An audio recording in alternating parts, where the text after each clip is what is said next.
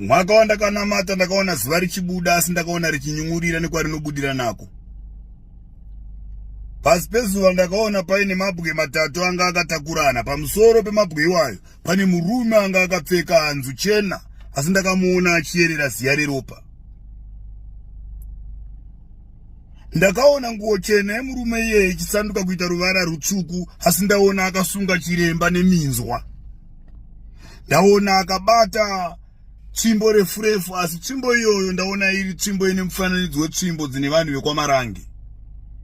Ndakabvunza baba kuti zvinoreveiko izvo zviri pakati penyika ino nekuti chishamiso panyika yeZimbabwe kuona zuva richibuda richinyurira nekwarinobuda nako. Baba akanditi murume ari pamusoro pedombo pemabwe matatu akatakurana ndiye murume weGenfinder. Murume uyu ane mubvunzo waachakubvunza imi waprofita nekuti vatende